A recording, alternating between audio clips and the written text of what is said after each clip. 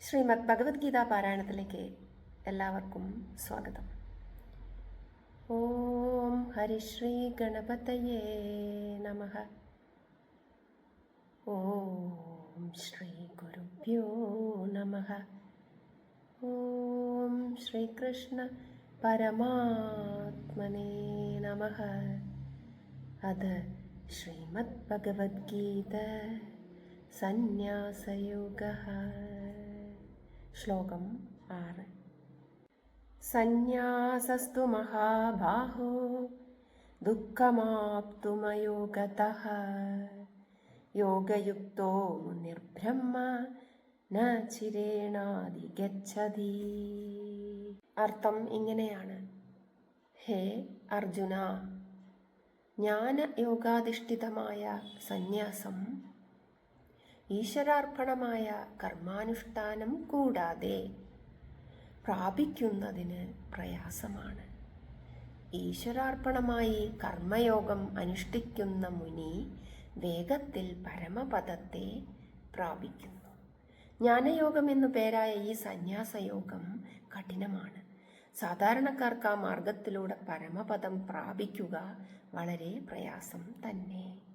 അതായത് കർമ്മയോഗത്തിലൂടെ മനസ്സിന്റെ സമനില നേടിയെടുക്കാത്ത ഒരുവന് സന്യാസ ജീവിതം പ്രാവർത്തികമാക്കാൻ പ്രയാസമാണ്. ശ്ലോകം 7. യോഗയുക്തോ വിശുദ്ധാത്മാ വിജിതാത്മാ ജിതേന്ദ്രിയഃ സർവഭൂതാത്മഭൂതാത്മാ കുർവന്നപി ന ലിപ്യതേ.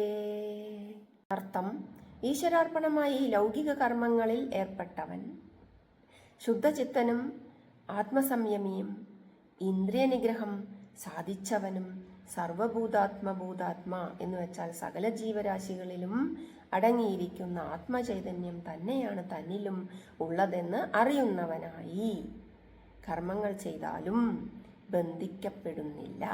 അതായത് ഇച്ഛാദ്വേഷങ്ങൾക്ക് അതീതമായ ഒരു പദവിയിൽ മനസ്സിനെ കൊണ്ടെത്തിക്കാൻ കഴിഞ്ഞ കർമ്മയോഗിക്ക് മനസ്സിൽ മാലിന്യങ്ങളൊന്നും അവശേഷിക്കുകയില്ല.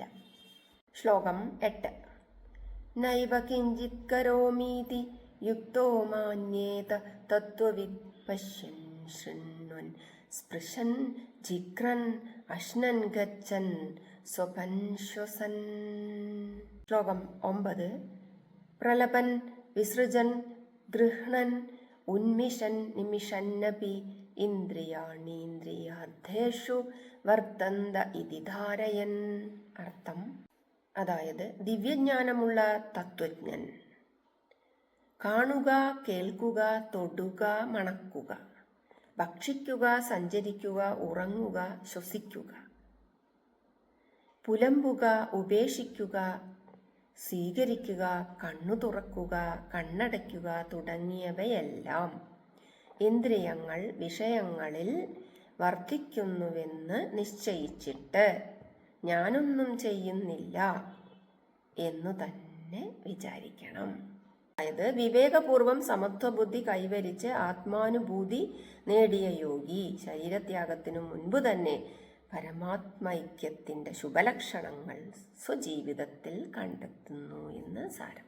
ഈ ഇന്ദ്രിയങ്ങളുടെ വ്യാപാരങ്ങളിലൊന്നും ഒരു യോഗി മുഴുകിപ്പോകുന്നില്ല എന്ന് സാരം. ശ്ലോകം 10.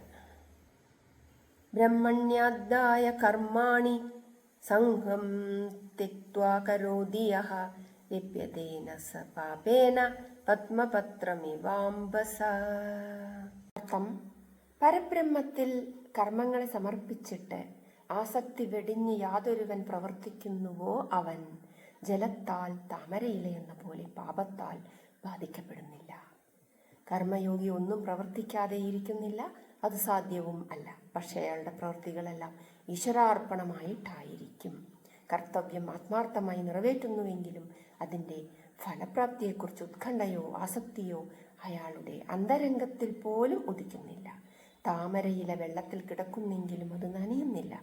ജലസ്പർശമേറ്റ ഭാവം പോലും താമരയിലയിൽ ശേഷിക്കുന്നില്ല. അതുപോലെ കർമ്മമയമായ പ്രപഞ്ചത്തിലെ വിഭിന്നങ്ങളായ കർത്തവ്യങ്ങൾ അനുഷ്ഠിക്കുന്നതിൽ മുഴുകുന്ന കർമ്മയോഗിയെ ആ കർമ്മങ്ങളുടെ ഫലങ്ങൾ സ്പർശിക്കുന്നതേയില്ല. സന്യാസയോഗത്തിലെ 10 ശ്ലോകങ്ങളാണ് പാരായണം ചെയ്തിട്ടുള്ളത്. ശ്രീമദ് ഭഗവത്ഗീത പാരായണം ശ്രവിക്കുന്നതും പാരായണം ചെയ്യുന്നതും പുണ്യമത്രേ. ചാനൽ ഇഷ്ടപ്പെടുന്നുണ്ടെങ്കിൽ ലൈക്ക് ചെയ്യൂ, ഷെയർ ചെയ്യൂ, കമൻറ്റും ചെയ്യാൻ മറക്കരുത്.